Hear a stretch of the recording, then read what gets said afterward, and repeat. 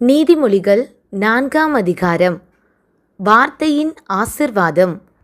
பிள்ளைகளே, நீங்கள் தகப்பன் போதகத்தை கேட்டு புத்தியை அடையும்படி கவனியுங்கள். நான் உங்களுக்கு நற்போதகத்தை தருகிறேன். என் உபதேசத்தை விடாதிருங்கள். நான் என் தகப்பனுக்கு பிரியமான குமாரனும் என் தாய்க்கு மிகவும் அருமையான ஒரே பிள்ளையுமானவன். அவர் எனக்கு போதித்துச் சொன்னது, உன் இருதயம் என் வார்த்தைகளை காத்து கொள்ள கடவது. என் கட்டளைகளை கைக்கொள், அப்பொழுது பிழைப்பாய். ஞானத்தை சம்பாதி, புத்தியையும் சம்பாதி. என் வாயின் வார்த்தைகளை மறவாமலும் விட்டு விலகாமலும் இரு.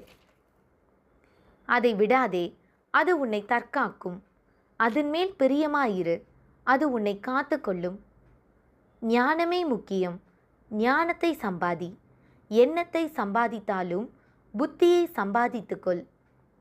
நீ அதை மேன்மைப்படுத்து, அது உன்னை மேன்மைப்படுத்தும். நீ அதை தழுவிக்கொண்டால் அது உன்னை கனம் பண்ணும். அது உன் தலைக்கு அலங்காரமான முடியை கொடுக்கும். அது மகிமையான கிரீடத்தை உனக்கு சூட்டும். என் மகனே, கேள், என் வார்த்தைகளை ஏற்றுக்கொள். அப்பொழுது உன் ஆயுசின் வருஷங்கள் அதிகமாகும். ஞான மார்க்கத்தை நான் உனக்கு போதித்தேன். செவ்வையான பாதைகளிலே உன்னை நடத்தினேன். நீ அவைகளில் நடக்கும்போது உன் நடைகளுக்கு இடுக்கண் உண்டாவதில்லை. நீ அவைகளில் ஓடினாலும் இடரமாட்டாய். புத்திமதியை உறுதியாய் பற்றிக்கொள், அதை விட்டுவிடாதே. அதை காத்துக்கொள், அதுவே உனக்கு ஜீவன். துன்மார்க்கருடைய பாதையில் பிரவேசியாதே, தீயோருடைய வழியில் நடவாதே. அதை வெறுத்துவிடு, அதன் வழியாய் போகாதே. அதை விட்டு விலகி கடந்து போ. பொல்லாப்பு செய்தாலொழிய அவர்களுக்கு நித்திரை வராது. அவர்கள் யாரையாகிலும் விழப்பண்ணாதிருந்தால் அவர்கள் தூக்கம் கலைந்து போம். அவர்கள் ஆகாமியத்தின் அப்பத்தை புசித்து கொடுமையின் இரசத்தை குடிக்கிறார்கள்.